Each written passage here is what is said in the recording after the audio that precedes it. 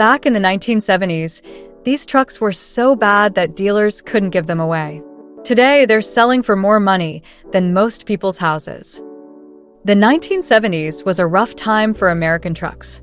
Gas prices went through the roof, emissions regulations strangled engines, and build quality hit rock bottom. Most of these trucks ended up in junkyards or were traded in for Japanese imports that actually ran.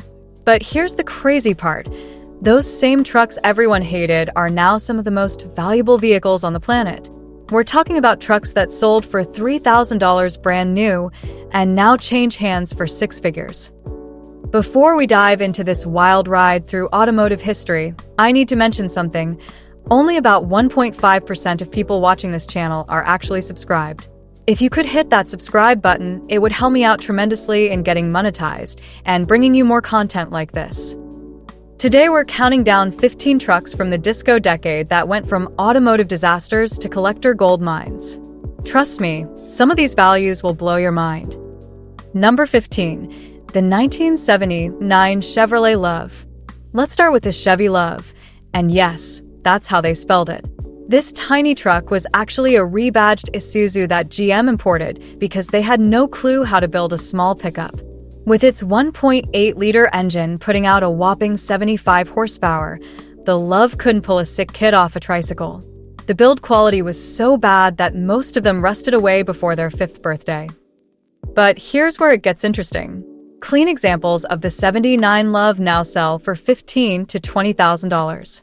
That's because they've become the holy grail for mini truck enthusiasts who want to build custom lowriders. The irony is thick. A truck that couldn't haul anything when new is now worth more than most modern pickups. Number 14. The 1978 Ford Courier. Ford's answer to the small truck craze was the Courier, which was basically a Mazda B series wearing a Ford badge. These things were so gutless that driving up a hill required planning your route 3 days in advance. The carburetor was temperamental, the transmission was weak, and don't even get me started on the electrical system. Yet today, a pristine 78 Courier can fetch $25,000 at auction. Why? Because they're rarer than common sense in Washington, D.C. Most people drove them until they literally fell apart, so finding one that survived is like discovering buried treasure. Number 13. The 1977 International Scout II. International Harvester tried to compete with the Bronco and Blazer with the Scout II, but they might as well have been throwing rocks at a tank. These trucks had more problems than a math textbook. The engine would overheat if you looked at it wrong, the transmission would slip if you shifted too hard, and the body would rust if someone mentioned the word moisture. But collectors today pay $30,000 to $40,000 for good Scout IIs because they represent the last of the true utility vehicles before everything got fancy. Plus, they're incredibly rare since most of them turned into iron oxide years ago. Number 12. The 1976 Chevrolet Chevette scooter. Okay, so technically this wasn't a truck, but Chevy marketed it as a light-duty hauler with its fold-down rear seats. The Chevette scooter was powered by a 1.4-liter engine that produced less horsepower than a decent lawn mower. It was loud, slow, and about as reliable as a chocolate teapot. Despite being one of the most mocked vehicles of the decade, clean Chevette scooters now command $20,000 from collectors who appreciate their simplicity and the fact that they're practically extinct. Sometimes being terrible makes you special. Number 11. The 1975 Dodge Ramcharger. The first-generation Ramcharger looked tough, but underneath that macho exterior was a truck that spent more time in the shop than on the road. The 318 V8 was strangled by emissions equipment. The transfer case would break if you looked at it funny, and the interior fell apart faster than a house of cards in a hurricane. Today, those same Ramchargers sell for $40,000 to $50,000 because they've become icons of 1970s American muscle. The fact that so few survived makes them even more valuable to collectors who want a piece of automotive history. Number 10. The 1974 Ford Bronco. The 74 Bronco came right at the beginning of the emissions era, and Ford had no idea what they were doing. The 302 V8 was choked down to produce pathetic power numbers, and the carburetor setup was so complex that mechanics needed an engineering degree to work on it. These trucks were notorious for vapor lock, overheating, and mysterious electrical gremlins. But guess what? A nice '74 Bronco now sells for $60,000 or more. The early Broncos have become the poster children for the classic SUV movement, and their rarity has driven prices through the stratosphere. Number 9. The 1973 GMC Sprint. The GMC Sprint was basically a Chevelle with a truck bed grafted on the back. It looked cool, but GM's execution was about as smooth as a gravel road. The suspension couldn't handle any real cargo, the bed was too small to be useful, and the whole concept confused buyers who couldn't figure out if it was a car or a truck. Sprint values have exploded in recent years, with clean examples selling for $50,000 to $70,000. The El Camino gets all the attention, but the Sprint is actually rarer and more valuable. Car-truck hybrids have found their audience, and that audience has deep pockets. Number 8. The 1972 Chevrolet Blazer K5. The early K5 Blazer was Chevy's attempt to cash in on the off-road craze, but they delivered a truck that was better at breaking down than breaking trail. The 350 small block was reliable enough, but everything else was held together with hopes and prayers. The removable top leaked like a sieve, the doors didn't fit properly, and the interior was made from materials that would disintegrate if you breathed on them too hard.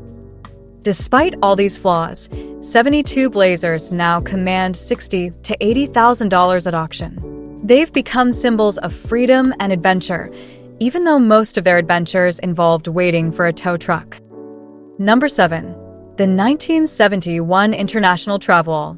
The Travelall was International's version of a family hauler, but families quickly learned that it was more likely to haul them to the repair shop than to Grandma's house. These trucks were powered by International's own V8 engines that were about as refined as a medieval torture device. They were loud, thirsty, and had the reliability of a coin flip. Today, Travelall values have gone completely insane. A good one will cost you $80,000 to $100,000 because they're seen as the ultimate utility vehicle. The fact that International went out of the light truck business makes them even more special to collectors. Number 6. The 1970 Ford Ranchero. The Ranchero was Ford's answer to the El Camino, and like most answers Ford gave in the 1970s, it was wrong. Built on the Torino platform, the Ranchero suffered from all of Ford's quality control issues of the era. The body panels didn't align, the interior was cheap, and the engines were tuned so lean they would hesitate if you asked them to accelerate. But here's the kicker. Rancheros now sell for $100,000 or more if they're in good condition. The car truck concept has become incredibly popular, and the Ranchero's rarity has made it a six-figure collectible. Number 5. The 1979 Jeep Cherokee Chief. The full-size Cherokee was Jeep's attempt to build a family-friendly SUV, but families quickly discovered that family-friendly apparently meant breaking down at the worst possible moment. These trucks had more electrical problems than a haunted house, and the AMC engines were about as powerful as a strong sneeze. Cherokee Chiefs now sell for $120,000 or more because they represent the last of the full-size Jeeps before everything got downsized. Their rarity and iconic status have made them incredibly valuable. Number 4. The 1978 Dodge Warlock. The Warlock was Dodge's attempt to create a performance truck, but the only thing it performed well at was disappointing its owners. The 360 V8 was strangled by emissions equipment, the transmission was weak, and the special graphics package was about the only thing that worked properly. Today, Warlocks are worth their weight in gold, literally. Clean examples sell for $150,000 because they're seen as the first true performance truck. The fact that most of them were driven hard and put away what makes survivors incredibly valuable. Number 3. The 1977 Chevrolet Bonanza. The Bonanza was Chevy's luxury truck package, which was like putting a tuxedo on a farm animal. These trucks had fancy interiors and special paint, but underneath they were still the same unreliable C10S that had been plaguing Chevy dealers for years. The emissions-choked engines had no power, and the fancy options just meant more things to break. But collectors today pay $200,000 or more for perfect Bonanzas because they represent the birth of the luxury truck segment. They're incredibly rare, and their historical significance has made them extremely valuable. Number 2.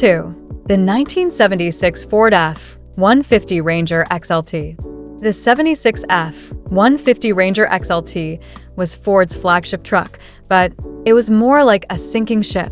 The 460 big block was choked down to produce embarrassing power numbers. The transmission couldn't handle the torque, and the body would start rusting before you finished signing the paperwork. These trucks were so problematic that many dealers stopped selling them. Today, those same F-150s sell for $250,000 or more if they're in concours condition. The F-150 status as America's best-selling truck has created incredible demand for early examples, and the Ranger XLT package makes them even more desirable. Number 1. The 1970 Chevrolet El Camino SS. And here's our number 1, the 1970 El Camino SS.